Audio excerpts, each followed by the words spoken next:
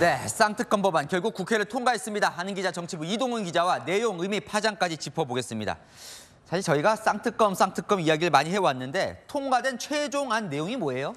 네, 김건희 특검법과 대장동 50억 클럽 특검법 두 개라서 쌍특검이죠.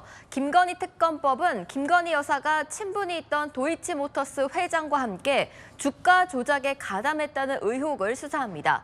대장동 50억 클럽 특검법은 대장동 개발 과정에서 김만배 씨에게 불법 로비 대가로 법조인들이 돈을 받았다는 의혹을 수사하는 거죠. 자, 민주당은 검찰이 제대로 수사를 안 해서 특검을 할 수밖에 없다 얘기를 하거든요. 실제로 지금 검찰 수사를 안 한 거예요? 어떤 겁니까? 네, 검찰이 수사를 안 한 것은 아닙니다. 도이치모터스 주가 조작 의혹은 문재인 정부가 수사를 시작했고 윤석열 정부까지 3년 8개월째 수사가 진행됐습니다. 하지만 최종 결론을 내지 못했는데요. 문재인 정부 검찰은 뚜렷한 증거가 드러나지 않았는데도 김 여사에 대해 무혐의 처분을 내리지 않았습니다. 반면 윤석열 정부 검찰은 불기소할 경우 봐주기 비판이 나올 우려가 있다 보니 시간 끌기 아니냐는 지적도 나옵니다. 사실 대통령 부인, 그러니까 흔히 말하는 영부인 특검법은 사상 초유의 일인데 지금 논란이 되는 지점들을 좀 짚어볼까요? 네, 크게 세 가지입니다. 먼저 시점인데요. 김건희 특검법이 진행된다면 특검 임명과 준비 기간을 거치면 내년 2월부터 70일간, 그러니까 총선 기간 내내 특검이 수사를 하게 됩니다. 국민의힘이 총선용 악법이라고 반대하는 이유도 이 때문인데요. 반면 민주당은 작년 9월부터 논의를 했는데 여당이 진즉 합의해줬으면 이미 특검은 끝났을 거라며 정부 여당 탓이라고 맞섰습니다. 두 번째는 특검 추천권입니다. 민주당과 정의당만 특검을 추천할 수 있어 여당은 편파적이라고 하는 거죠.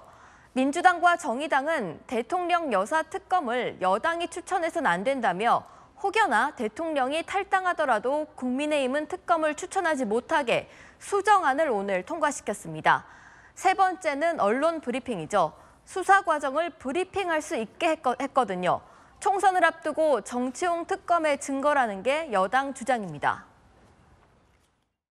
4월 9일, 4월 8일, 4월 10일에도 계속 생중계를 하겠다는 거 아닙니까? 한동훈 비대위원장이 적극적으로 참여했고 주도했던 국정농단 특검팀은 정례 브리핑을 아주 잘 하셨습니다. 어쨌든 민주당의 총선 전략이라는 거는 부인할 수는 없겠죠. 네, 민주당으로서는 꽃놀이패라는 꽃놀이패란 이야기가 정치권의 파다한데요.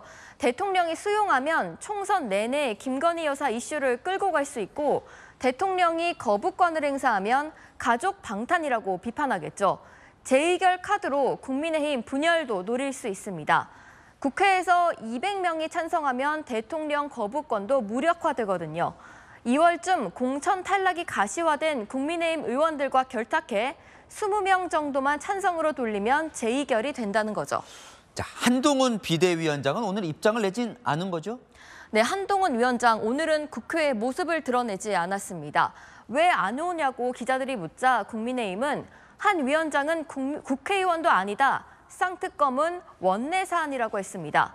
아무래도 한 위원장이 김 여사를 보호하는 모양새가 부담이죠. 민주당은 그렇지 않아도 한 위원장을 김건희 호위무사라고 부르고 있습니다. 자, 대통령의 거부권 행사는 예상을 했는데 즉각하겠다. 아주 단호하게 나오고 있어요.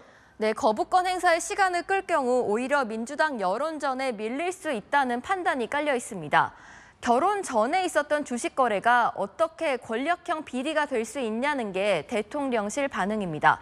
하지만 여론은 신경 쓰는 분위기입니다. 연말 내내 공개 활동을 자제하고 있는 김건희 여사는 연초에도 그 흐름을 이어갈 예정입니다. 특검법은 단호히 반대하지만 대통령 가족을 감찰할 특별감찰관 임명을 포함해 민심 달랠 방안 이야기는 계속 흘러나오고 있습니다. 결국 여론이 중요하겠군요. 네, 아는 기자 이동훈 기자였습니다.